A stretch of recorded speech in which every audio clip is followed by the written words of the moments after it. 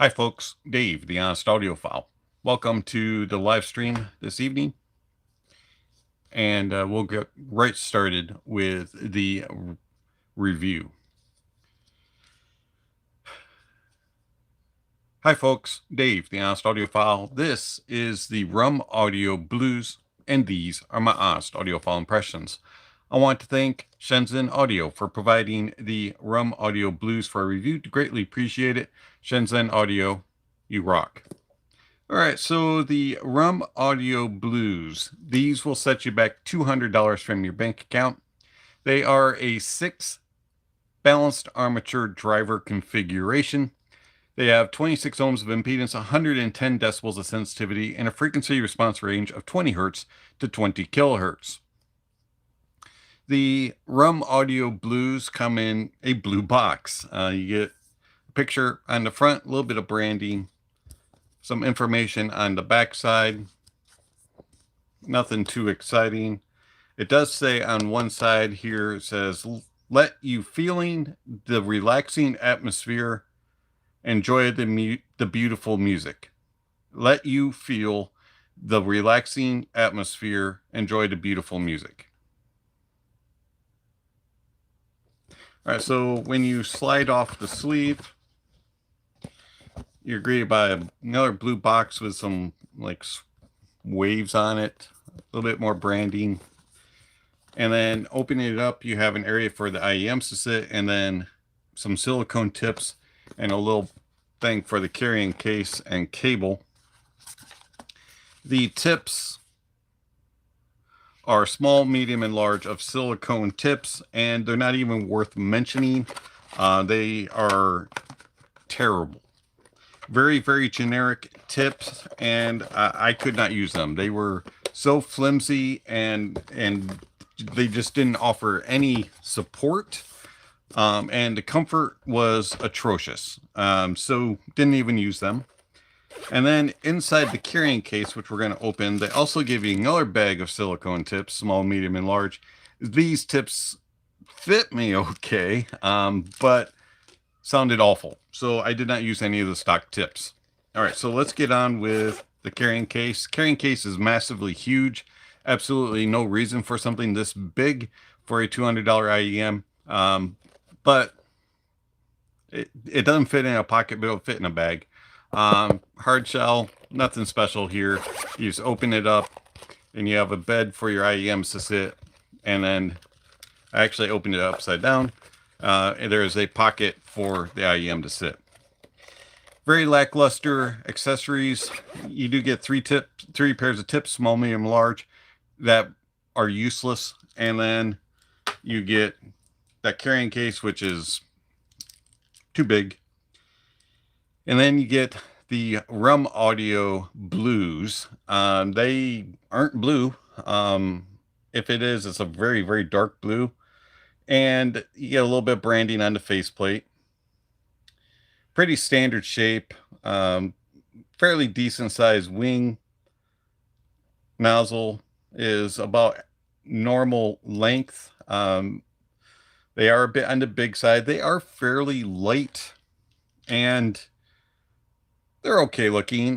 For $200, I really don't have a complaint about the build of them. They're not anything special, but they're okay. Cable.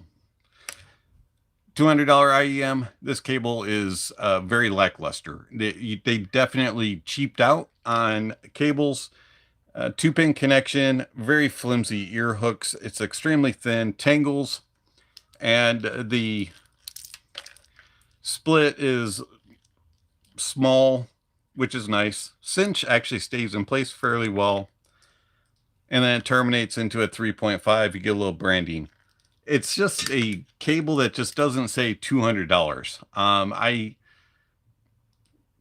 It's an okay cable. It just feels cheap for $200. That's my complaint with it. Plus the ear hooks are just kind of flimsy. Let's put some tips on it. Going back to tips. So these are extremely tip sensitive when it comes to comfort, and when it comes to seal, and when it comes to sound. And I went through a ton of tips, and I learned something very quickly about the Rum Audio Blues, and that is they annoy me with every single pair of tips. There was not an album that I could go completely through with one pair of tips. Every single song pretty much required a tip change. It kind of depended on what type of song, what type of source, how good the recording was, that type of thing. That and it was just constantly changing tips to get pleasure from the Rum Audio Blues. But anyways, we tried various tips. We tried the Roselsa sound cocoons. We tried vinyl type E tips. We tried the DD Hi-Fi. I can't remember the model number of these tips that come in this case. We tried the audio foam tips, and whoops, I just dropped that. We tried sonic foam tips. We tried these tips that are in here. We tried all the different types of tips that are in here, and we tried all the various different types of tips that are in here. I'm not going to go through every single tip that I have, and there's more that we tried. Those were just the ones that I grabbed just now, and it was every song, every source, every little different thing that it was plugged into required a different tip. And it was so frustrating, so annoying that it was just like, just can I just listen to 10 songs in a row with the same tip and be pleased? And the answer is no. And then there's another problem. We mentioned the cable. The cable is just as picky as the tips. So if you like to tweak an IEM that you like to tweak with, you like to change cables, you like to change tips, Rum Audio Blues may be yours. But the blues are very sensitive to different cables. And if you like it to be super bright and very piercing and forthright with a silver cable, you might be able to find that the blues react that way with a cable. If you like something to have a little bit more body and fullness, you might find a copper cable. If you find something that you like to have a balance between that, and you can get a hybrid of copper and silver, works well with that too. If you want to get a cable that's very colored, it works with that also. But then again, you have to change the tips to match in the source, and it's just a pain in the backside. All right, so as I was saying, let's put some tips on. Just pick one, Dave. It doesn't really matter. You're not listening to music. All right, so we'll put the SpinFit W1 tip on. I did find that if there was a tip that I kind of could tolerate, it was the SpinFit W1s. That's not to say that everything sounded good with these tips, but the comfort level was kind of there. So anyways, all right, comfort. Once you get a tip that fits, the Rum Audio Blues does an okay job. I can wear them for about an hour if I force myself to only use a certain pair of tips. It's about an hour before they kind of become uncomfortable. That wing that protrudes out is not exactly in the right spot for my ears. Now, it might be different for other people's, but for me, it just kind of pushes just a little bit and becomes uncomfortable. One thing that the Rum Audio Blues don't do very well, even with foam tips, is sound isolation. I found that even with foam tips that were inserted fairly deep, the Rum Audio Blues, I was still able to hear things going on. Like my little fan that I have in the office, I could hear it hum in the background. It didn't fully block that out, and it's not a very loud fan. The things around the house, vacuum cleaners, coffee grinders, louder TVs, people talking loud, things like that, I definitely was able to hear it. It wasn't one of those IEMs that I had to take out of my ears to carry on a conversation. All I had to do was pause the music. So it's not really that good at noise isolation. And since these are kind of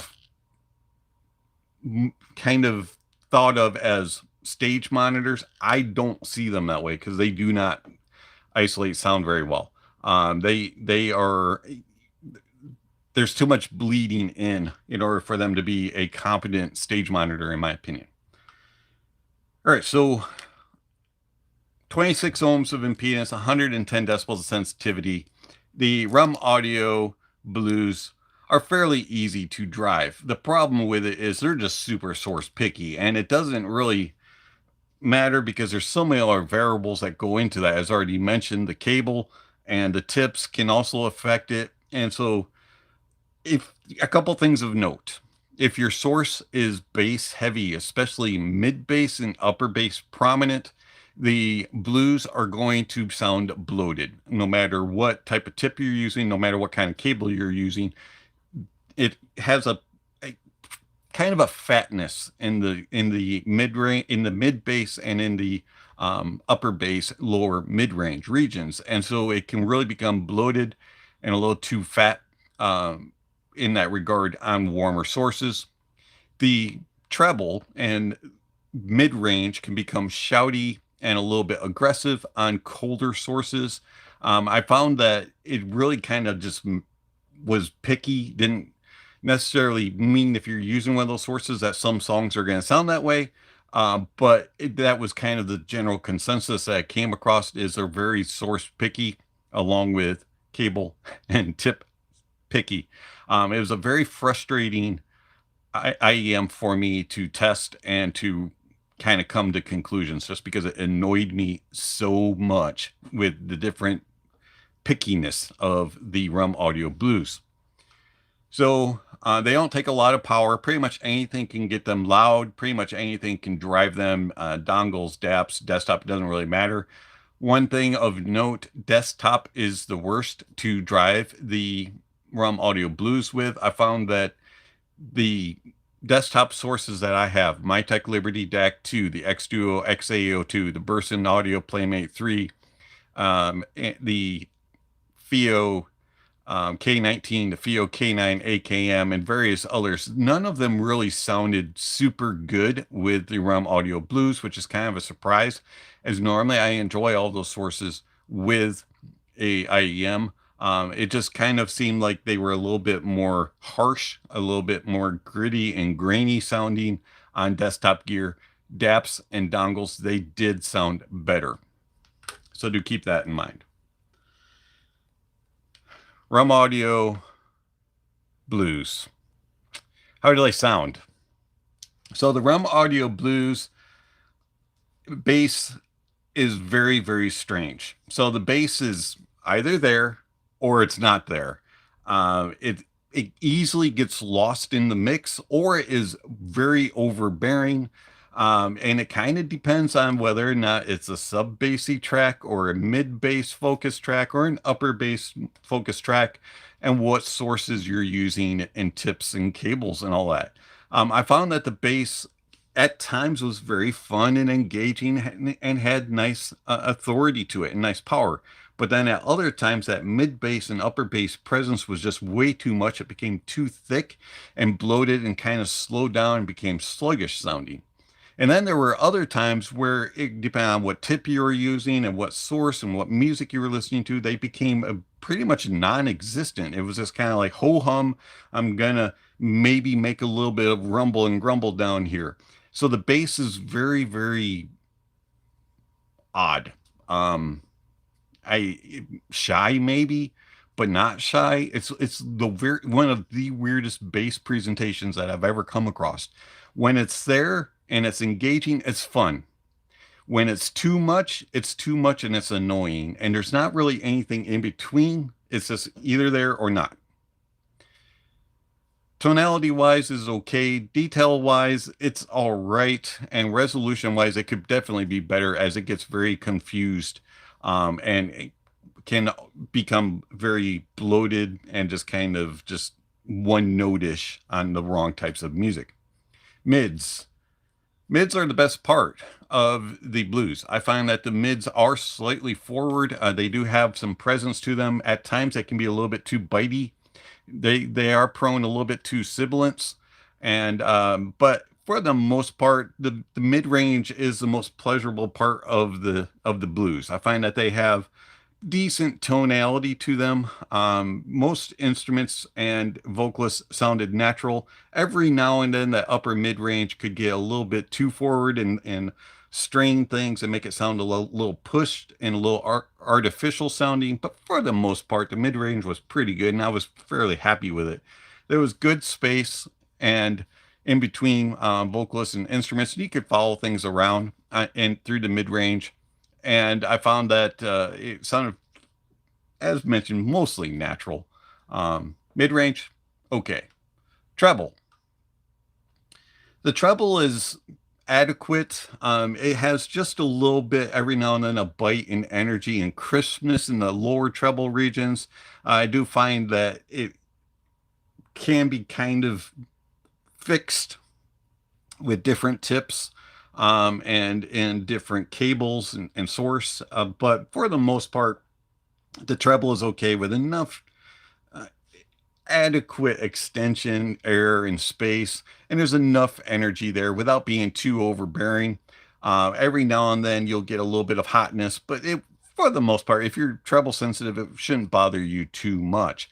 I did find that it's not the most refined treble though, and we'll get more into that as we get into the technicalities. But for the most part, the bass, the mids, and the treble, they're just kind of a hodgepodge, just kind of lump of sound. They don't really ever fully come together to make a pleasurable experience. There's always one or the other of them that's kind of having some sort of issue, and the only one that performed adequately was the mid-range.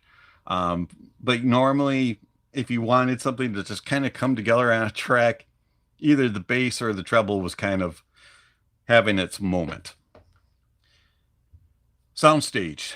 Soundstage is kind of average width. It's not small, but it's not really wide either. It does okay, going from small, medium to large.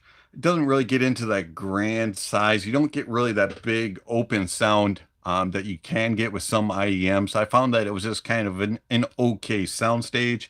I found that it'll tell you if something is small, medium, or large as far as a venue. And it's not going to sound cramped or crowded, but it's not really going to give you an expansive presentation.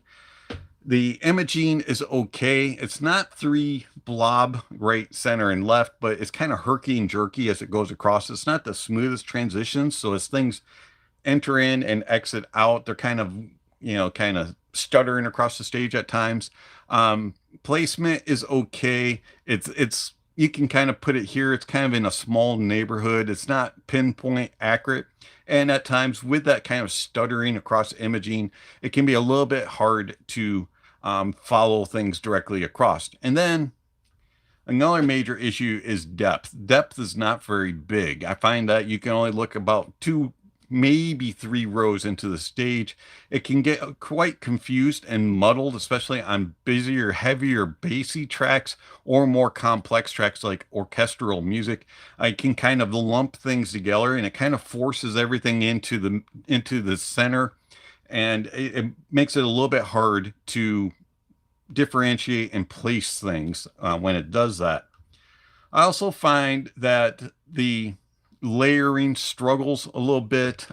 Sometimes it'll put things directly behind or in front or around each other, and it'll make it so that because that stage is just a little not super deep, it kind of places things a little too close together.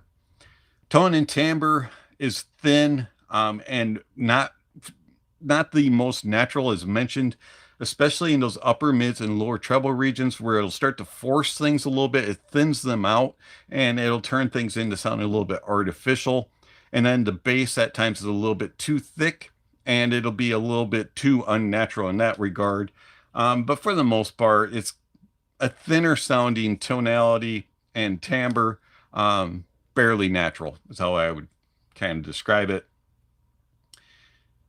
Details are okay for the $200 price point. I didn't really find them to be anything extravagant.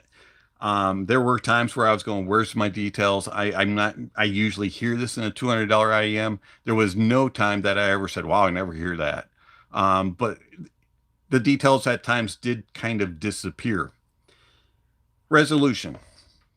Resolution's all over the place. In the bass, sometimes it's got really good resolution, and then other times when it's a more bass heavy track or a more mid bass focus track, it becomes very bloated and that resolution really struggles. Same thing in the mids. Sometimes that upper mid can be just a little too gritty and grainy. And then the treble, it at times will sound unnatural, and it has a lacks refinement. It can be a bit grainy, harsh, and gritty sounding in the treble, especially in that lower treble region. So Rum Audio Blues, they come in at $200. And if you were to just look at them on paper, look at the specs of them, look at the graphs, if you're a graph reader, you may go, they don't look too bad. Unfortunately, it's just not very well done. So the Rum Audio Blues remind me of a football team. They remind me of a football team that when you look at them on paper and you look at their roster and you see some big names and you see some quality players, you go, they should be pretty good. They should be pretty decent. They have a good coach. They have this, they have that, and everything should come together for them this year. And once they get out on the playing field, they don't play as a team. They struggle. They lack refinement. They don't do what they're supposed to as far as their practices. And they have coaching issues, bad choices, bad decisions made out through the game. They have bad game plans going into the game. And they just have a bad overall performance. And you go, what happened? And it's because they lack refinement, and they just weren't put together properly. They're not a well-oiled, well-tuned machine. And the Rum Audio asking price of $200 is a pipe dream, in my opinion. At the most, the Rum Audio Blues should be $100 at most. And I want to talk about one more thing. For all you who do mixing, mastering, and monitoring, and you're looking for an IEM to use, I would not use the Rum Audio Blues. Here's a couple of reasons, and I used these for 4 straight weeks as mixing monitors at my church. I used them during every service that I ran the soundboard, and their tonality and timbre is off. They are not very good detailed or resolving, and they just lack refinement throughout. And there were times with its soundstage and its placement in which things just didn't sound quite as focused as I needed them to be as a monitor. And so for that reason, I would look elsewhere. If you're considering these as a mixing monitor, I would look elsewhere. There's plenty of other options in this $200 price point or less that outperform. And sadly, the Rum Audio Blues at $200, as mentioned, is a pipe dream. There are so many other IEMs that are of lesser price that beat the Blues. The Blues can barely compete in its price range, barely. And they get stomped most of the time. Rum Audio Blues. Nothing else to say, no comparisons. All right, let's take some questions.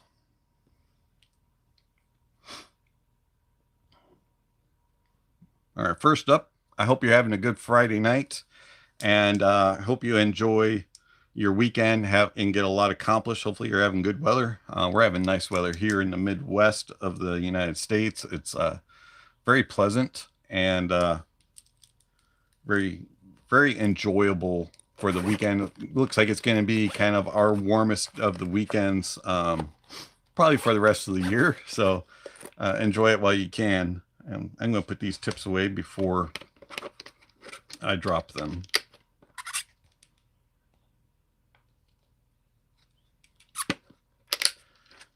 All right. I'm dropping another tip somewhere. There it is. Excuse me. Sorry about that. While I was opening up my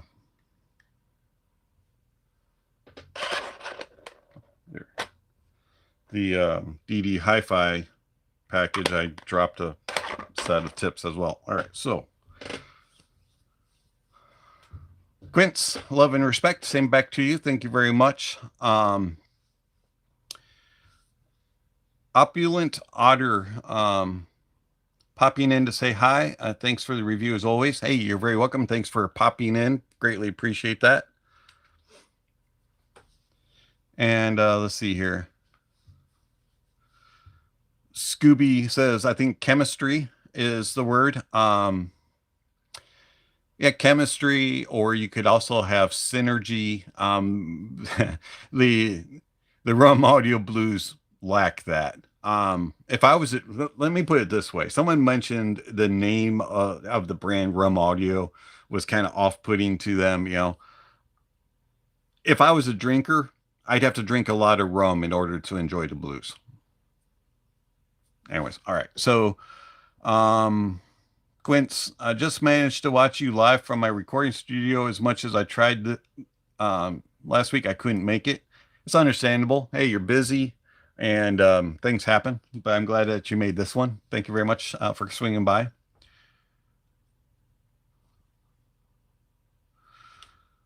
Do you know of a amp that sounds like a Rotel RA414? That was my dad's amp. Sorry, Scooby. I've never heard a Rotel RA414 that I'm aware of. If there was one at an audio show, maybe, but I don't tend to really pay attention to what DAC and amp is being used in speaker rooms. And so I honestly don't know. Sorry. All right, let's see.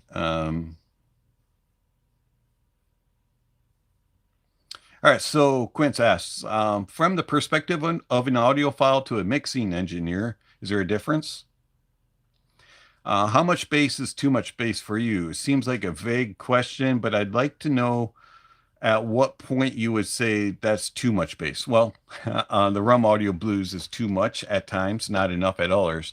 For me, so bass is, to me, bass has to have texture and it has to have depth there, and it has to sound natural. And so I try to use reference points of bass like drums, guitars, you know, things that have a kind of a visceral, powerful type of presentation live that I can go back to when I'm listening to gear. So something like the RSV Mark II from Soft Ears that I reviewed earlier. It has a lot of bass. There's a lot of power to it. Now, at times on certain types of music, it can be too much, but that doesn't mean that it's not proper and that it's natural and neutral. It has all that power and stuff. A lot of that is the recording isn't up to snuff. So the RSV is showing that. So to me, it's not necessarily about this big, huge shelf for the bass. It's about how the driver performs and how it reproduces the bass when you're playing to it and you're listening to it. If you can hear the bass live and then put your IEMs in, your headphones in, and the bass sounds identical or nearly identical when you're listening to your gear and your monitor, then that's good bass. That's the way I look at it. I know that's really hard to explain, but if you experience too much bass, like if you, for example, if you listen to um, a bad IEM that has really bad bass, very bloated bass. I don't want to pick on them, but the HBB Hades, okay? So the HBB Hades, way too much bass. Very dominant, bad, bad performing bass driver. You take that and use it as a monitor, okay, I don't have quality bass here. And then you take something like the Soft Ears RSV Mark II, the Westone Mach 60, something like that, that has a deep bass with quality performances to it, and you have texture and power and authority. There's your huge difference. When you get too much, it's not going to sound natural. Hopefully that explains it. Okay. So thanks for the reply. I'm referring more to the low end in songs. At what point would you say the song has too much bass? All right. So when you're listening, for one, you have to take in a couple considerations. Number one, how is it being recorded? How is the studio and the artist wanting it to be reproduced? Maybe they do want it to be bloated and full sounding, that type of thing. But number two, as you listen back to it, if it doesn't sound natural, that's what bass is. If it doesn't sound natural, now if it's a synthesized bass, if it's a digitized type of bass, obviously that's not going to sound near as natural. If it's a drum machine, things like that, you have to take that into consideration. But if it's a natural bass, some sort of percussion or string or brass that has bass in it, or an organ, you should know, especially if you're working in a studio, how those instruments sound and how they are performing live, and how you should hear that. And again, you're listening back, trying to see, does this sound live? Does this sound natural? Does this sound accurate? And if it sounds overly bloated and overly processed, you have a problem with it. I'm sorry, it's really hard to describe how much is too much and how much is not enough. There's a fine line to it, and there's a lot of variables that go into the tracks and songs themselves. And I'm not a professional in that regard. That's not something that I have studied out and my claim of fame is I'm a professional, bass reference person. I'm not. So hopefully that explains my opinion on it. Kind of. Excuse me. I'm sorry, my allergies are really acting up tonight.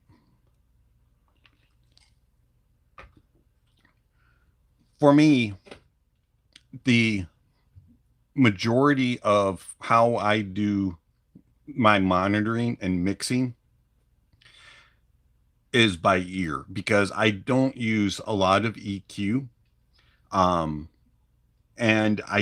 I'm not dependent on graphs and measurements. I'm a very much a subjective listener, and I match things up that way. So I take note a lot of what's going on around me, in the venue, in life, what I'm listening to.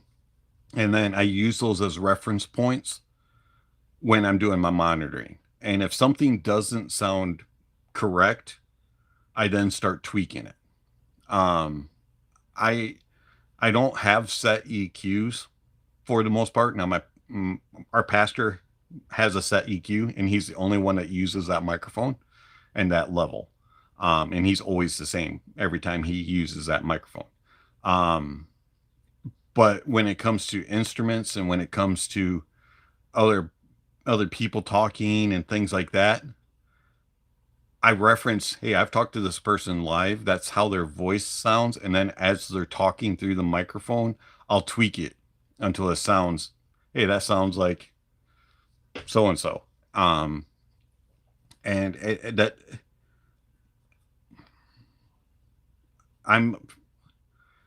I know that's not the way a lot of people, monitor and mix. But I'm very much a subjective person, and that's the way I learned like 30 years ago as a teenager. Well, longer than that. Um, 35 years ago as a teenager, how to match things up. The gentleman that taught me that, and so that's the way I do it. Quince, thanks a lot. I'd love to hear your point of view. Your explanation was great.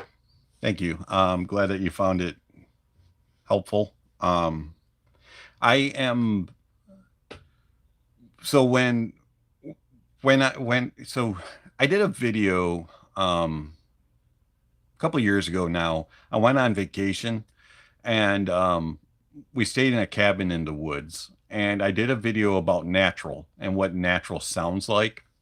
I recommend you find that video and watch it. I a lot of it seems like a lot of people, and I'm not saying you, Quince, or anybody here, but it seems like a lot of people in the community have forgotten what naturalism really is. And when it comes to like DACs, amps, and other gear, they want to make everything chase the numbers. They want to make it chase the specs. They want to make it remove all these sounds and things like that. And unfortunately, what you're doing oftentimes when you're trying to clean things up and you're making it too squeaky clean, and you're removing that emotional natural side of music, and even a natural side of voiceovers and talking. Now there is certain places where you don't want background noise, and I totally understand that. Um, but there's also a point in gear, especially DACs and amps and soundboards, in which you can remove too much, and then it becomes very sterile, and you lose that natural distortion, that natural body and note weight. And I talked about this in my gear reference live stream a while back, and you can get there's two differing opinions, it seems like, of neutral and natural, and a lot of people don't believe that they go together. Exactly, Scooby, chemistry or synergy. A lot of people don't believe that neutral and natural go together, but they actually do. They're different, but they're also required to work together. And if you remove one or the other, you're missing something. And there's a fine line to balance it. And a lot of times you either go too far and you make things too sterile, too clinical, very cold, clinical sounding, or you go too natural and then things become a little bit too warm, a little too you get that musical, emotional side of it, but yet you lose some of the more accuracies in the music. And so there's a fine balance between it. And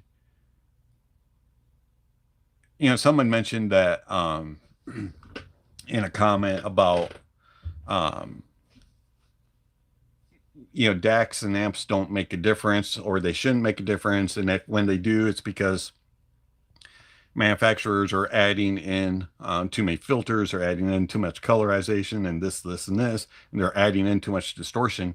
That's not necessarily true. Now, some do, and then others don't. And we talked about that many a time on the channel. But there's a balance of, and I know I've said that word 20 times already, but there's a fine line that you have to ride and look at.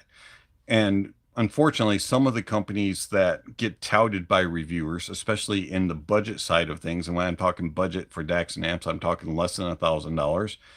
And you go topping, SMSL, even Fosse to a degree, and some of those other more budgety friendly companies, they either go way too cold, analytical, sterile, or they go super musical, and they don't have that balance in between. All right, I've ranted. Hopefully that explains my thinking in regards to it. Any other thoughts, questions, comments? So, Scooby's mentioned chemistry twice. The word I use is synergy most of the time. But chemistry is a good one as well. And I find that, you can get, if you get a DAC and an amp and whatever else you have in your chain to all work together, no matter what you plug it in, if it's properly tuned and a more neutrally leaned tuning, it should sound good on it. Because if your neutral DAC amp setup is correct, it's going to reveal any of the others that are changed. Okay, so let's see here. Quince asks, I see you replaced your speakers and monitors. What are those new pair? Are they there for a review, or are you replacing them permanently? If so, what you got from these new ones that the old ones didn't have? The ones back here, they've been back here for a couple weeks now. These are the Wharfdale D310s. I've had them for about 3 or 4 years. My Martin Logans are in the other office, and then I had the little Fios, which we're still trying to work out with Fio about why only one of them is working. And then I also have my Monoprice MMRs over here. And then what else do I have? I have some Sonys in the other room, and really old Cantus. So I have a couple different pairs of speakers. I need to get my Martin Logans back out, but I don't have room right now for a big, huge speaker amp.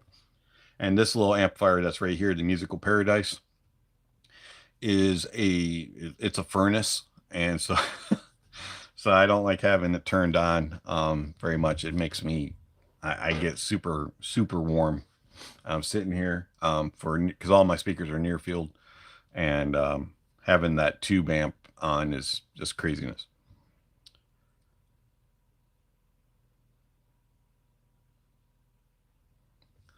Scoob, I initially used the chemistry word when you were using the football team analogy.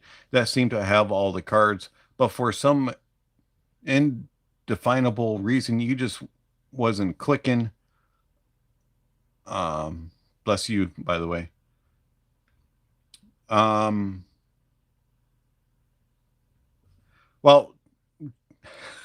we'll put it this way.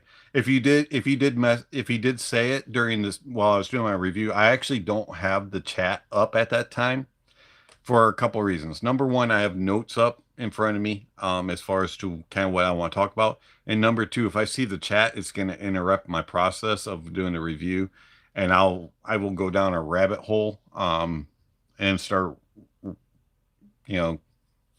rambling and getting all messed up. So that's the reason why I do that. I apologize if I missed the point to say chemistry. But I my brain is not able to like carry on different conversations and read things and do all that all at the same time. I'm very much of one track, get it done, get it done, get it done type of person.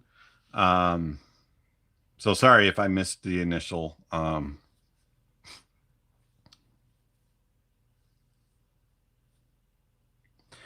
you'll go all Elmer Fudd. No worries. Absolutely. So in college, when I went there was a professor who very much was that way. You could ask a question like 2 minutes into a class, and he would take the rest of the time just answering that question, and he would never talk about what the actual class notes were supposed to be. It was a really fun class to be in. But it did make for a problem though, because like the day before a test, he would cram everything else that he didn't get to in his syllabus until that last day, and he wouldn't take any questions. So there were pros and cons for asking him questions. Anyways,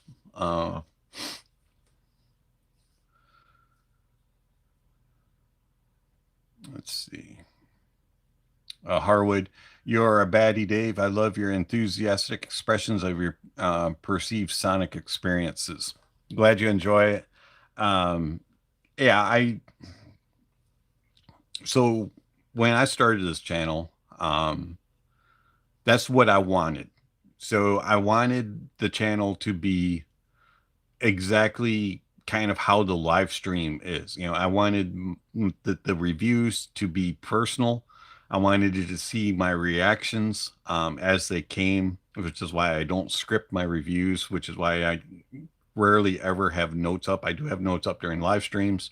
Um, but I have notes up every now and then during videos, and there have been some videos in which I scripted and it just doesn't feel as natural and genuine.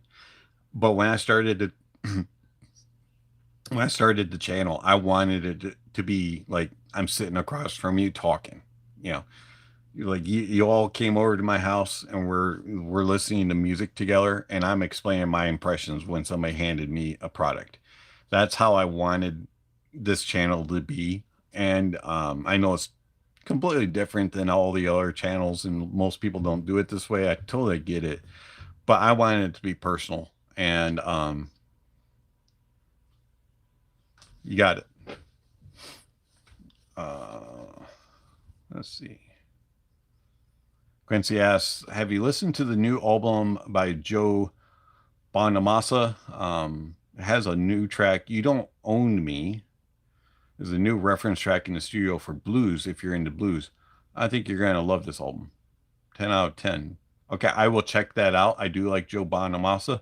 Um, and I'll give him a listen. I like blues music to a degree. I can't like listen to it all day long. But I do enjoy some good blues. Okay, so what have I been listening to lately? Oh, that's up for Quince. Um, for me, it's basically because I've been in reviewer mode for a while. For me, it's mostly been my reference music, and my usual type of music. I haven't gotten anything new as of late, just because I've been in reviewer mode for a while. Um, Okay, so Fred asks the review or says the review of the RSV Mark II was very good. How would you compare them to the BGVP DMA? Are they better? All right, so I haven't had my DMA for about 7 months. They've been out on loan and I haven't gotten them back. So going off of memory, so the DMA, doesn't quite have as much of the fullness, like dynamics, as the RSV Mark II. It's a little bit more full. Now DMA is quite dynamic and quite full sounding. RSV Mark II is kind of like a step up in that regard. Also, the RSV Mark II has slightly better details and resolution than the DMA. The DMA has probably a little bit more energy up top, a little bit more space, and that part of that is because of its slightly thinner sound. Um, they're close, but the RSV does push it out just a little bit more um, in abilities and technicalities. Soundstage wise, the DMA may be slightly wider, but the RSV has a little bit better depth and better imaging placement. I would say the DMA is just a step behind, and the RSV Mark II is like the next level up. That's it. Going off of memory, that would be how I remember it, because I like the DMA a lot. I thought the DMA was really good. So to answer your question, are they better? I would say the RSV Mark II is slightly better, and the RSV Mark II would probably be leaning a little bit more to a stage monitor than the DMA is. DMA has a little bit more fun factor.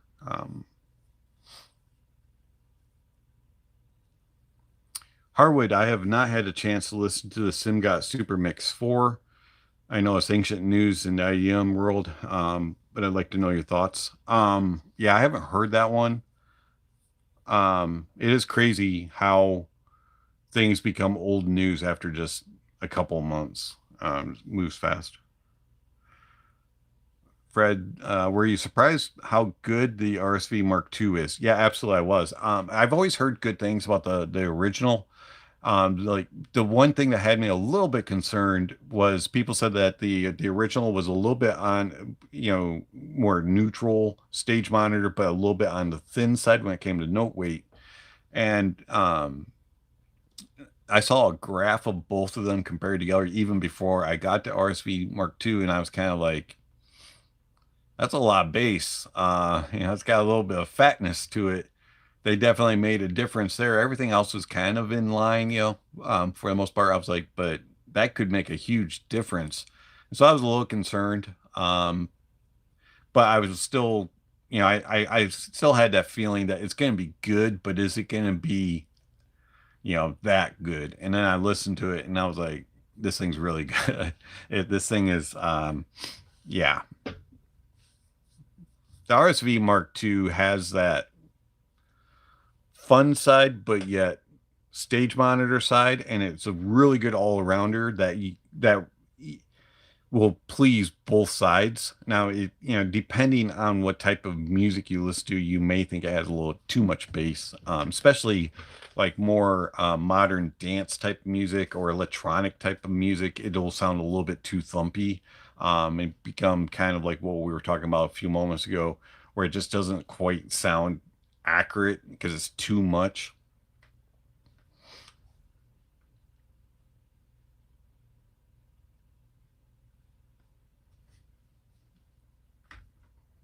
Oh, drink of choice this evening. This is not sponsored by Starbucks YouTube. This is not a sponsored live stream. There's no sponsored content whatsoever, but the drink of choice is a Starbucks iced energy. It's the blueberry lemonade, 0 sugar. Actually pretty good. No sponsored content though.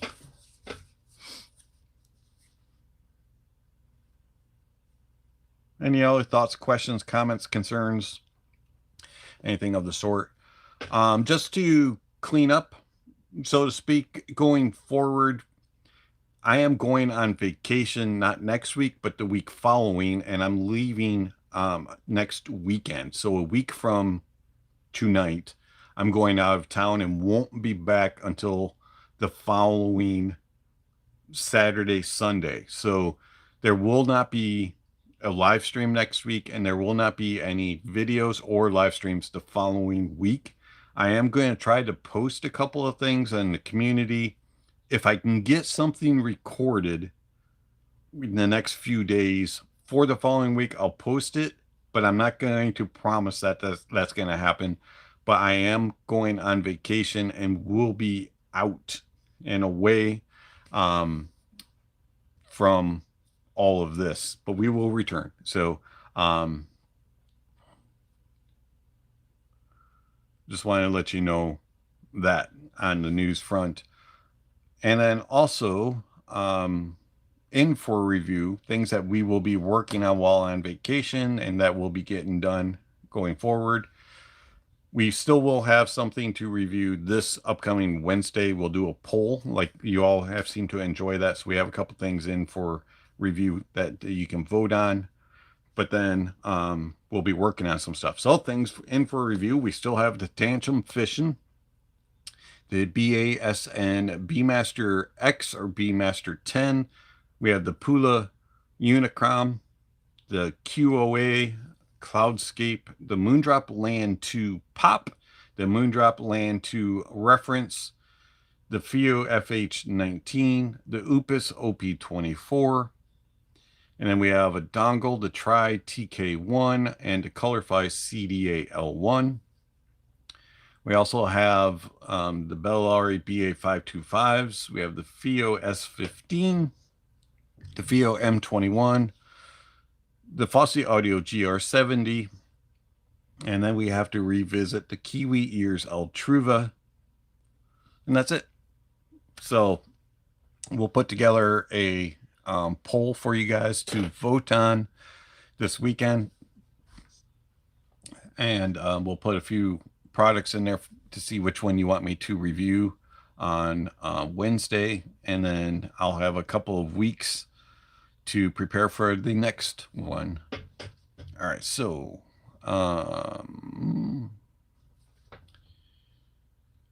Harwood says, if you like electronic music, check out Daggz, Daggz.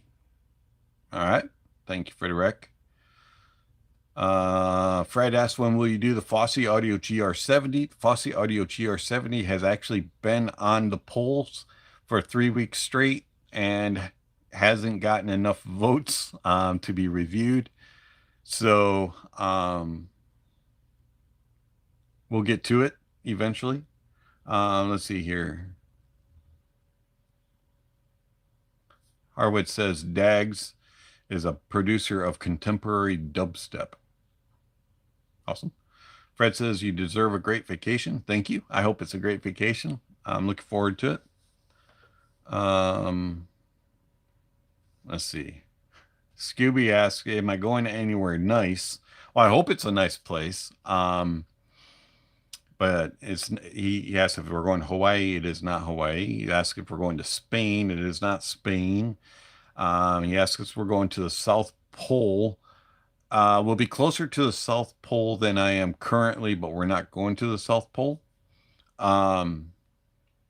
We are going to South Carolina. I don't want to tell exactly where because there might be a stalker listening or watching, but we'll be going to South Carolina for a week.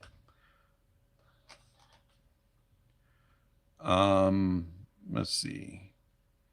KR33 says, you tired, bro? Take care of yourself. Love you. I am a little tired. This week has been a little bit difficult. We had some special things going on at church that required some extra time. And it's just wore down with work and all that kind of stuff. I am a little bit tired this weekend. Haven't had a full week's worth of vacation in a while. So do look forward to it. As far as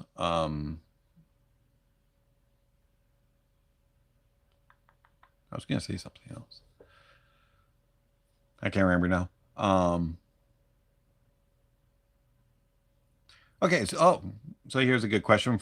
Fred asks, are you able to explain how ohms and impedance impact IEM sets? So I'm not fully technical on this. This is not something, that is, I'm not like well versed in, but when it comes to IEMs, headphones even, you do have ohms and impedance. Ohms, now this is in regards to like your current and your watts and your volts that come into your product, come out of your amplifier. So the sensitivity or impedance is a when you have, let's say you have 32 ohms at 120 sensitivity, you have a pretty average, my chair squeaks, you have a pretty average sounding IEM as far as it's going to pretty much drive on anything. When you start to go lower in your sensitivity, so your sensitivity starts to drop, it's going to take a little bit more power, it's going to take a little bit more current to drive them. And then as your ohms get lower or higher, that also impacts that, and it'll depend on your amplifier as far as how, which way the output impedance is on it and how much wattage it has to be able to drive that. And it does affect that. Another thing to consider on that is when you have your ohms and your impedance and then your amp doesn't quite match up, or it has too much output impedance or not enough output impedance to match your IEM, it can alter the sound signature. Oftentimes when you're overdriving it, you have too much current going out from your amplifier into your IEMs, they will become a little bit on the shrill side, a little bit more harsh on your details. Your resolution will kind of sound a little bit too forced. Treble can get a little out of control, but bass will be really happening. You'll have a lot of dynamics. Going the opposite way, you're going to have sluggish bass. It's not going to be very refined. It's going to be kind of overly warm, and your details and resolution and stuff will still struggle. Getting happy medium you can. Now, I'm not very well versed in this, and I may be completely messing all of this up. So I do apologize if I am. If there's somebody else that's better versed, I recommend you go to that. But there is a lot of sources online. Also, another thing to really be careful on when it comes to that type of stuff is gain settings. You can overdrive things very easily. Sure, it might sound a little bit more fun because you're getting a little bit more dynamics, a little bit more bass, but is that actually how it's supposed to be performing is something to keep in mind because you can push things too much.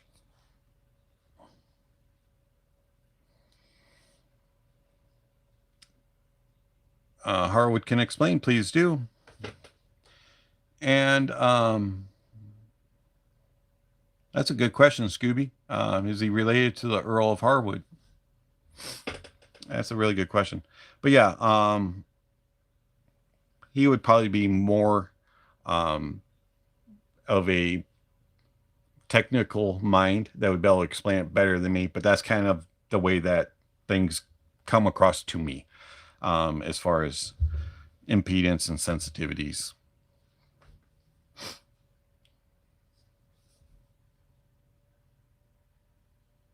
It's related to Thomas Fairfax, Oliver Cromwell's military commander. That's pretty cool. I have no idea who I'm related to other than my parents, my grandparents. I know my granddad was from Portugal and had something to do with the gold rush. And he was a barber in Hollywood back when they did silent movies. That's basically all I know.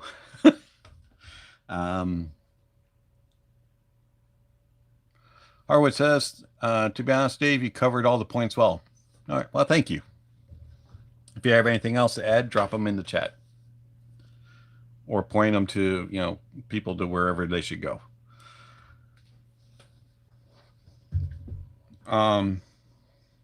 Any other thoughts, questions, comments, concerns?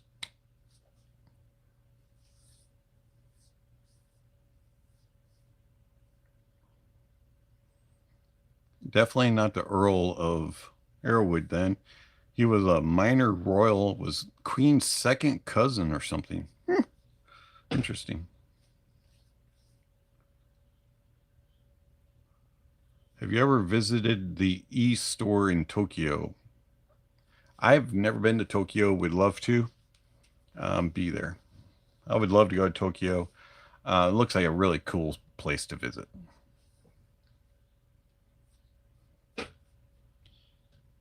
I haven't been much international travels.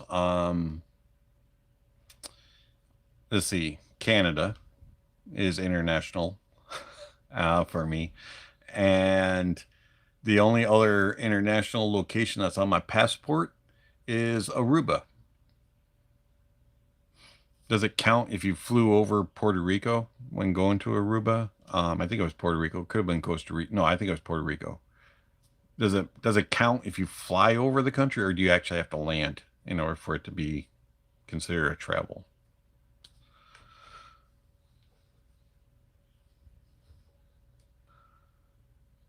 Hmm.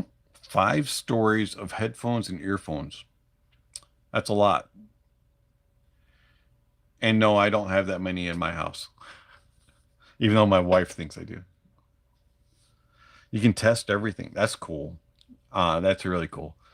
So a lot of places will just have them on display, and you have to ask, can I take that? Can I try that one? And then they kind of get grumpy when you have to. That's cool that they have everything available to test. It's like heaven. Yeah, I can kind of see that.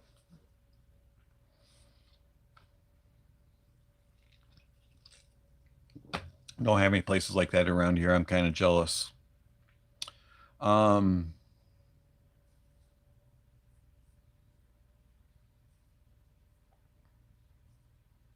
Yes, that's very true. High impedance sets, although more difficult to drive, i.e. requiring higher rail voltage, will suppress the noise floor more than low impedance sets. Yeah, definitely have noticed that. For sure. And you know what's really interesting, because this came up when I did a dongle review. I think it was the FIO QX13, and somebody asked if it had less noise floor than um, the FIO KA15 or something. I can't remember which ones they were trying to compare.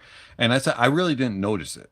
And then and that's like, and to be honest, I don't notice it very often. I only have, and then I went looking back through, and I only have like one pair that's super sensitive in that regard, and that's the CTM DaVinci 10. I used to have a couple other pairs, but I've kind of passed them along. But for the most part, most of the IEMs that I have aren't really sensitive to impedance, and get noisy on various sources.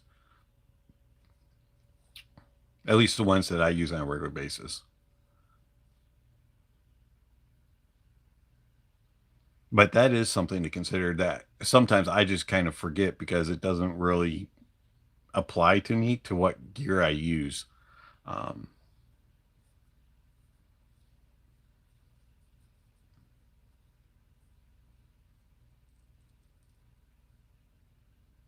Scooby says, I'm a bit of a technophobe, but I really like music, but can play a note. So much of this may as well be Greek to me, but that's cool. But can't play a note. You know what, Scooby, you're actually kind of like me. So um, I'm not really musical as far as being able to play an instrument. Now, my mom was very talented. Both my sisters are talented. My dad can sing. My sisters play piano. One plays guitar. My mom could play piano and organ. My sister gives piano lessons. You know, my family's gifted. Several of my uncles were very talented. One of them was in a band, or a couple of them were in bands and things like that. Um, so musically wise, but for me, I tried to learning instruments as a youngster, and I just didn't have the drive and the gumption to really put forth the effort to learn how to play an instrument. I just didn't want to do it. What I wanted to do was play with gear. I wanted to make it sound good, and I wanted to figure out how can I get this device to reproduce it so it sounds like that. And that's how I got involved with soundboards as a very young age. That's how I got involved working as a sound technician. And I just wanted to tinker with the sound and get it to reproduce so I could match it up to what I was hearing around the house, and in the various places that I was visiting. So um, I can't play an instrument by like reading notes and things like that.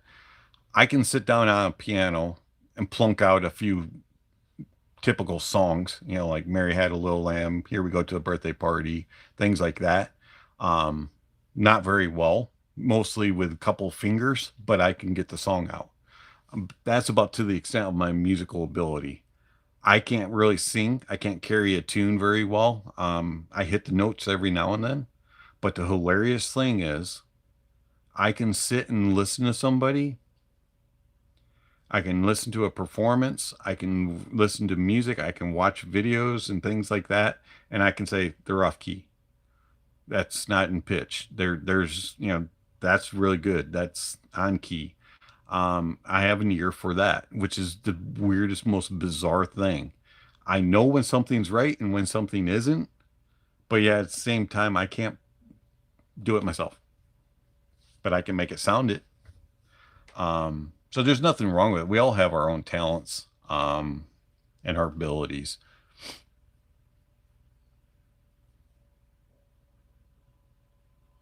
So, like I sit at church after the service. My wife is in the choir, and they'll be practicing, or they'll do it now. They do it before service, but they'll be practicing, and they'll be like, okay, we're going to start from line number 45. And I'm like, what does that mean? I have no idea. I have no idea what this means. Or they're like, okay, we're only going to sing the soprano part. We're only going to sing the bass part. Things like, okay, I know sopranos, females. I know tenors are high voice males, things like that. I know that, but I have no idea where to find that in a songbook. I have no idea what note that is. things like that.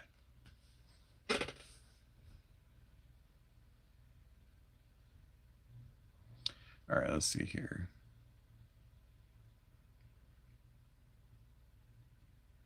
Yeah, I mean, there's there's a difference between being tone deaf and just not being, musical or having the talent. Tone deaf is, you not even close. There's a couple older gentlemen at our church that sing, and they sing at way too a high level that think that they can sing, and they're tone deaf. I don't want to mention their names because they may be watching, and bless their heart, they try, but they're tone deaf. There's a difference for there for sure. Um, Harwood, my Super Mix 4s are 7 ohms, and I'm extremely limited on what they will run on. My Field KA17 runs them fine, tonally level, but my desktops have trouble due to the lower impedance. Yeah, it's really, really bizarre. So there was a headphone um, that came in for review, which was super strange. So on headphone on desktop, which you would normally think headphones would work on, for desktop they were super super hard to drive. Like I had to go on like high gain to just get them to sound proper. I was like, this is really odd. And then there was a dongle. I think it might have been the KA17, might have been the QX13. Drove them fine. I'm just like, this makes absolutely no sense whatsoever. And so, every now and then you get these weird impedances and ohms and sensitivity and current from, and it's just how it plays together. It's just bizarre. All right. Let's see. My Woo W6SE is the worst. It ramps the bass into a thicky soup. Yeah, it'll do that. So I have the X Duo TA26S, and that does that on IEMs, something fierce. It becomes really bad as far with bass. Um, let's see.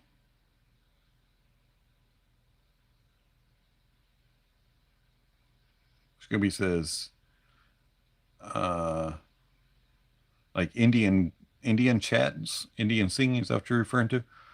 Music can be funny at times. It kind of seems to go out of kilter, but it's deliberate. I think I know what you're kind of talking about. Every now and then, I have a couple of songs like that I use just kind of check for like chanting and rhythm and stuff. Which their music usually is kind of that way. Um, KR33 says, "Don't plug the SM4 into a computer without a proper DAC." Um, hmm. SM4. I'm trying to think. What is the SM4? Sorry, I don't have all my gear memorized. Um,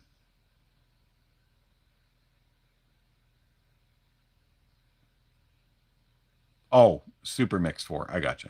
All right, gotcha. Never mind. I put it together. I saw your next. Don't worry, KR33. I got the correct gear. Um, let's see. I got you. What you guys are talking about.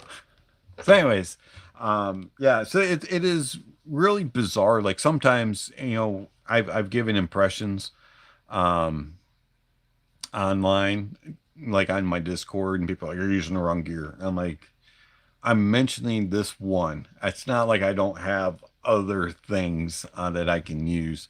I have plenty of things to test stuff with. Um, we will figure something out. If it doesn't sound good in anything, then we have a problem. Example, Rum Audio Blues.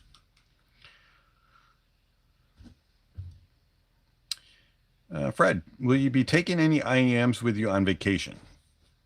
Yes. I'm not sure what I'll have for review at that time and what's in the works, so I'm not exactly sure on that regard.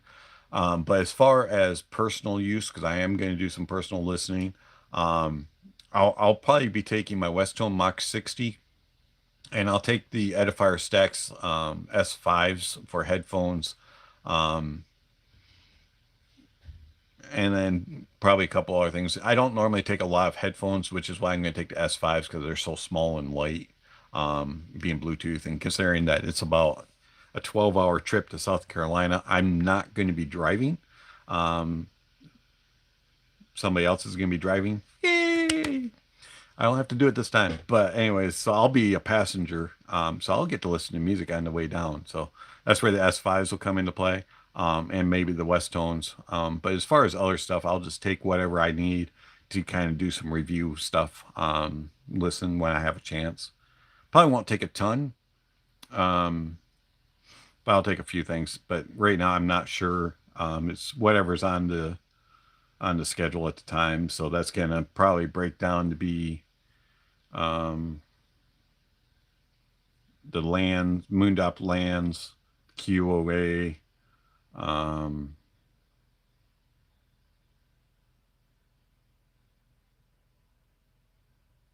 maybe the Bazin B Master, that type of stuff. Or if anything else comes in before vacation. Um,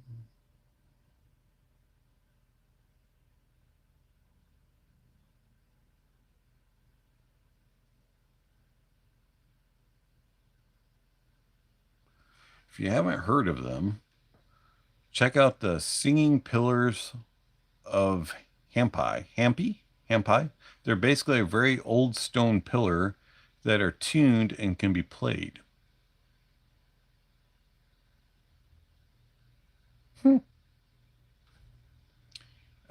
Sounds like the ancients were getting funky. Hey, Harwood says, yeah, kind of.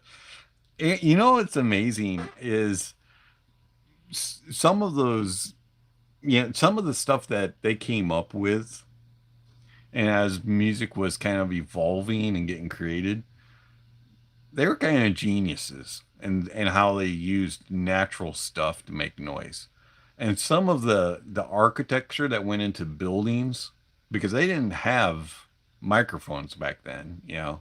So the architecture and the designs of buildings and stuff had to carry, and it was pretty cool.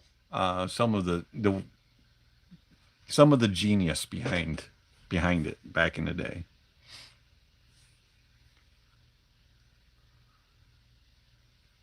Do you have any IEMs that are on your wish list to review in the future?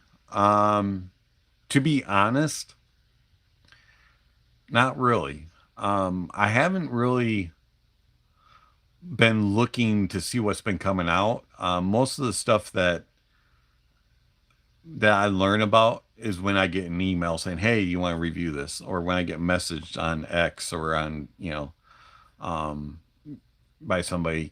That's basically when I learn about something. Every now and then, a reviewer friend will mention something, but there's not anything that really truly is standing out right now that I'm curious about.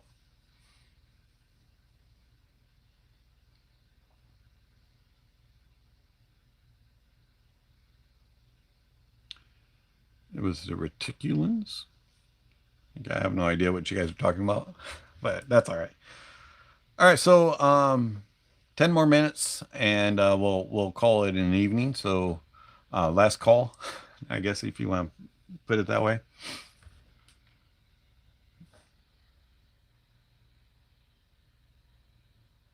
Been good little chat. I do appreciate everybody swinging by. Appreciate everybody kind of, putting up with the review at the beginning. And I know it wasn't an IEM that everybody's heard of or was really interested in, but I appreciate you showing up for it anyways and listening. Um, I do greatly appreciate that.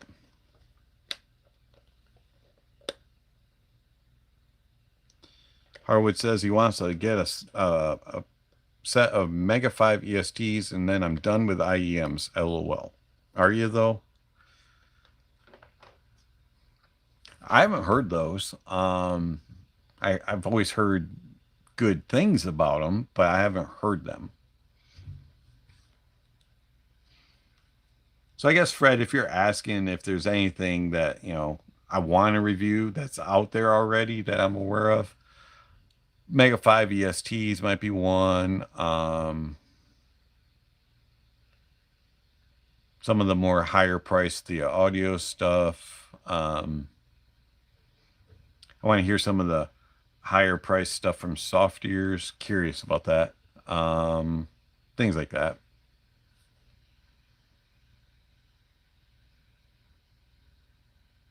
But honestly, I haven't put in a whole lot of thought in regards to that. I'm very much I'm content with what I have for personal use, and so I don't really go researching um, stuff. I'm not like looking to see what's out there. I let them come to me, and I kind of do that for one, so I don't do a bunch of research ahead of time and kind of get an idea about something, and two, so that I control my own spending. That's the only reason.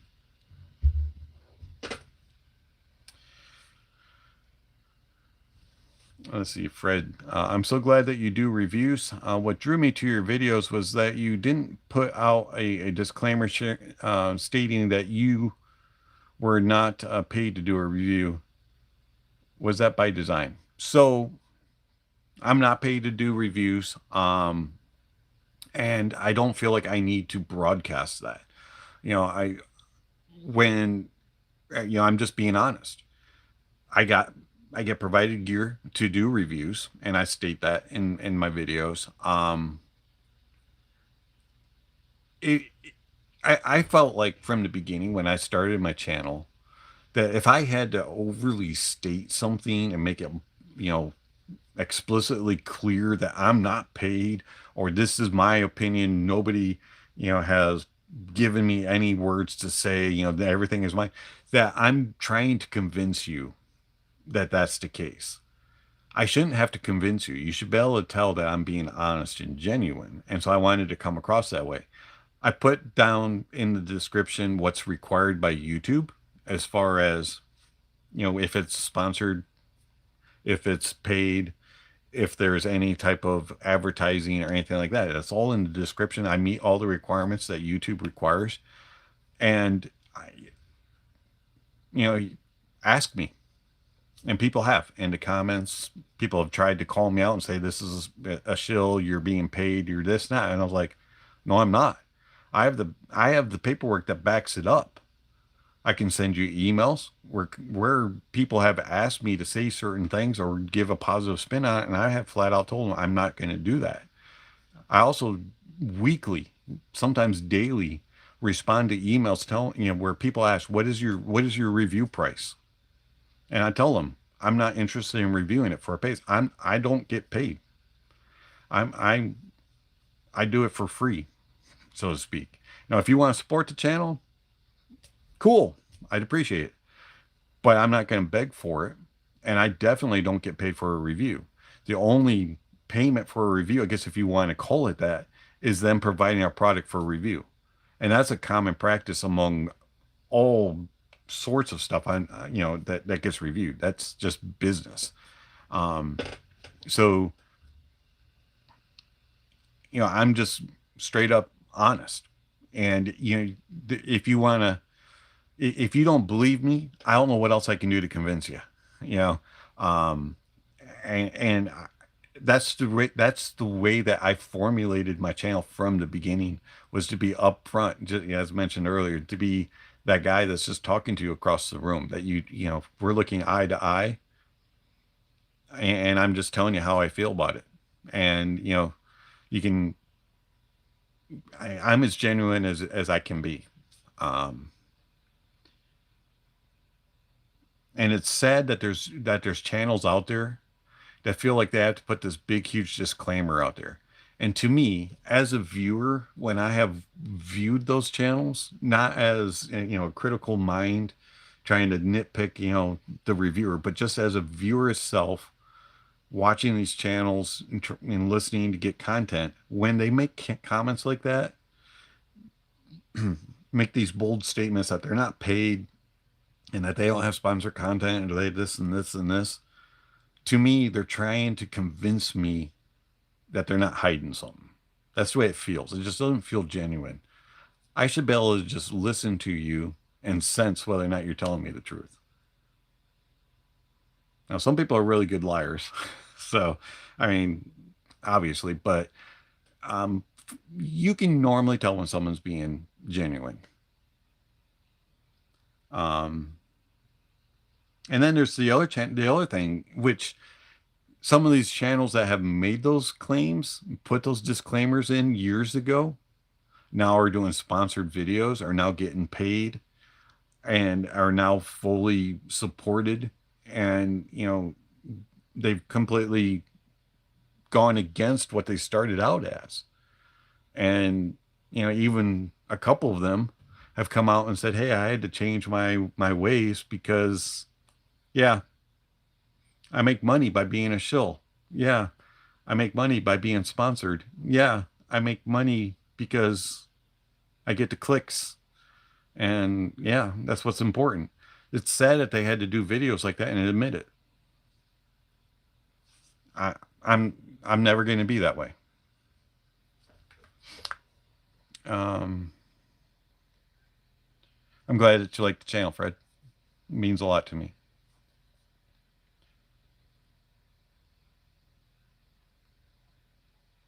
Going back to the Mega 5 ESTs, Harwood says apparently they're totally neutral with superb details. Can't really see me needing more than that. I agree. All right, let's see here. Fred, hence the name. I appreciate that. Yeah. You know, Harwood, that would be interesting. I am not wearing socks. If I could get my foot all the way up there, I would show you, but I can't. So I'm not that flexy. I actually don't have any socks on at the moment. So I have one, two, I think I have 3 t-shirts total that have a name on it, an audio name. I'm pretty sure I have a Mr. Speakers. I don't even think it's a Dan Clark. I think it's Mr. Speakers t-shirt, which is way too small. Was small when they gave it to me. I don't know what they were thinking when they gave me the size, but apparently they either only had that size left, or they were trying to be nice by giving me a super small t-shirt. Plus it's black and I have cats and it picks up hair like crazy. So I never wear it. Next one's from Chishelli, which is a nice t-shirt, but it's too small. And then I have another one, which I believe is from Fosse Audio. I believe those are the only 3 t-shirts. And the Fosse Audio one came in this like package because I reviewed a product when it was still on what's it called? Kickstarter. And so it was like one of the packages that they were trying to promote. I've never worn that shirt. It's also black. And then I have three Honest Audiophile t-shirts that I made for myself. Actually, I have 4. I made one that is DBS Tech Talk as well. So the Honest Audiophile and DBS Tech Talk ones I will wear on camera because I'm not promoting anything. The other ones I would not wear on camera because it could come across as being a promotion. It could come across as favoritism towards that brand. And I see that there's a lot of reviewers, especially a couple few that are very much known to be paid, that wear branded t-shirts from audio companies. They also have other branded gear from them. Not just, like gear in the background, like actual other things. And to me, that just spews out shill. That spews out, I'll do anything to get positives, to get stuff, to name your price, and I'll spin this in a positive way. In fact, there's a video coming out. I don't want to spoil it from who it is, but there is a video coming out in which the reviewer actually in the description of his video says, I don't want to have to do this type of video, but there's a lot of people that say I don't do negative reviews. So this video, I talk negatively about it. But in that video, he also spins it to a positive side. Because you can't just be honest. You have to save face. You have to be nice to everybody. And to me, that's a big problem. And I did a write-up and a video about stop shilling, and I meant it. It's a big problem right now. And you're not going to get that from me. If I don't like something, I'm going to tell you. Rum Audio, Blues, didn't really care for them. Several others. If I like something, I'm going to say it. And I'm not saying it because I'm getting paid. I'm not saying it because somebody told me to say it. I'm saying it because I truly mean it. And I appreciate you, Fred. I appreciate you saying that you can tell that, because that means a lot to me. Because that's my whole goal of the channel, is to be genuine and honest. Howard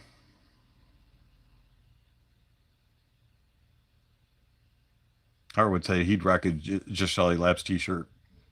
Hey, you know, I'll rock it outside of here. I'll wear it. If it didn't collect hair, cat hair all over it.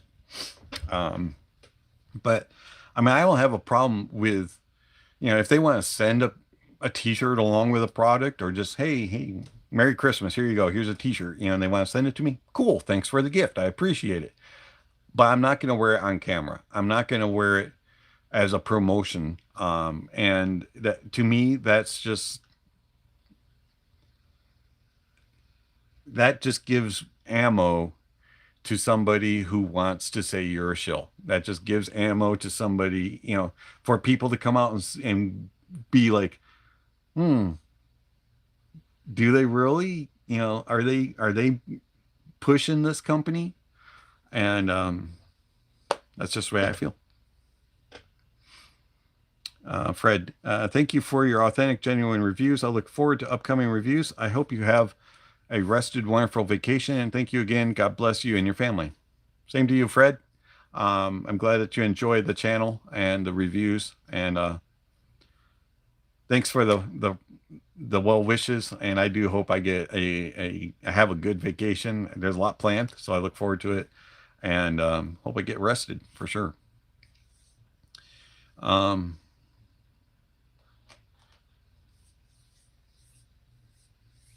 Yeah, Harwood says, I totally understand. On this channel, you have to remain neutral, and that's the whole point. Yeah, exactly. And, you know, if I start putting posters up, stickers up, you know, things of other brands,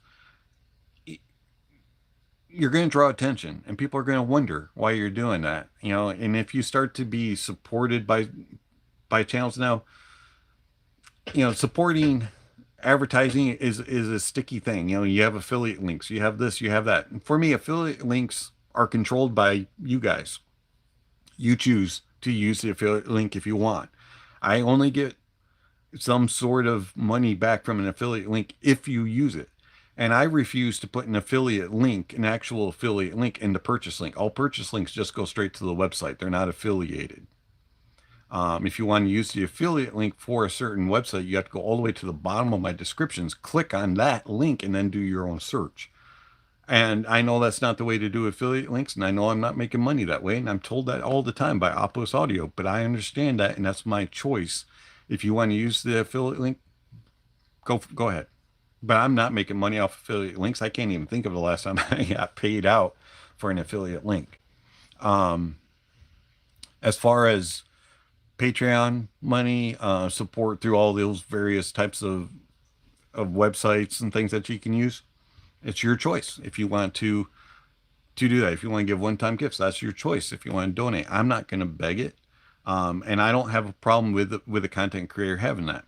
When it comes to sponsorships, advertisements, here's where I draw the line. So let's say, for example, Ferrari was to call me up and say, hey, we want to be a sponsor of your channel. And they were like, we will give you $2,000 for every video that you produce. All you have to do is allow us to slap up a video. Or if you want $5,000 a month, you can talk about Ferrari and mention how great of a company we are and how you enjoy our products. Because Ferrari is not an audio company, and because Ferrari has absolutely nothing involved with my channel whatsoever, I don't own one. They didn't gift me one, anything of the sort. All they're doing is sponsoring the channel. I probably would do that. Is it going to change my reviews at all? Absolutely not. I'm still going to do reviews the same. But let's say, for example, a audio company were to contact me and they were to offer me the same deal as Ferrari. Or let's say a computer company, or let's say a audio streaming service were to call me up, or a Bluetooth provider, or anything was to connect me. If they have any sort of connection at all to audio, I'm declining it, no matter if they offer me $1 billion. I might regret it because I would be a billionaire, but I'm not going to do it because it is wrong. They're affiliated with audio in some way. Now, even if I were to still do the reviews the same and not change anything and all of that, I would still have a problem because they're associated with audio. But if my dumpster, or not dumpster, my garbage cleanup crew were to sponsor my channel, they have nothing to do with audio. Sure, go ahead. If you know, how much do you offer? But here's the thing for me. So I've gotten all kinds of offers for sponsorships. And most of the time, I have to make a video. I have to edit the video in. I have to figure out when to place it in the video. I have to do this, this, and this. It's a bunch of extra work. And I just don't want to deal with doing the extra work. Yeah, I'm lazy in that regard. It's not worth it to me. So I choose not to be sponsored for that reason. But the main thing is, I don't want a conflict of interest. And I know that even if I'm sponsored by a company that has absolutely nothing to do with audio, like my garbage pickup company, some people would get mad and upset and leave the channel and unsubscribe because I have a sponsored content, even though my content doesn't change. So why bother with it? It's not really worth it, in my opinion. If I was really wanting to grow my channel into a channel in which I never had to work again, and I was fully supported through my YouTube efforts, then sponsorships would become more of a concern for me. And then the other thing that is an issue oftentimes is getting gear, sent for review. And as mentioned earlier, that's just something that happens in business practice. And I don't look at it as getting paid. I look at it as another product to review. And I don't care who sent it, where it came from, how much it costs. It's just another product to review. And I keep that mindset all the time. Hopefully that clears that up. I know it was a bit of a rant. All right, let's see. Harwood, yes, you do spy 580 precisions over my shoulders. They are right here. I love my 580 blacks. These are precisions. I've had them for quite a while. I didn't buy them brand new. I did buy them used. I had to replace the headband foam and the ear cups foam. And then the inside of the pad was really dusty. The gentleman that I purchased them from did not take care of them very well at all. And so I had to do some TLC on them. But yeah, I love my 580 Precisions. Um, I like my 600, but I like the Precision a little bit better. To me, the Precision is a slightly more neutral, isn't as forward sounding in the mids as a 600. Um, and to me, it's just more of a true monitor versus the 600, which is a more mid-centric. And I also have 280 Pros back there. A little bit bassy fun. I wouldn't say they're mint. They're pretty clean. They definitely weren't in mint condition when I first got them. Definitely had to give them some love. But they're in pretty good condition, especially considering that they're probably close to 20 years old.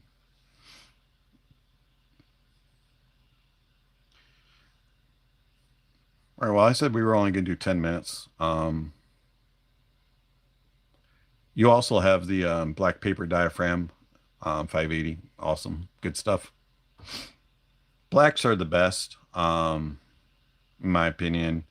Is there a significant difference between them all? Not that I've heard, anything super significant, but to me, the blacks just have a little bit more of a accuracy to them.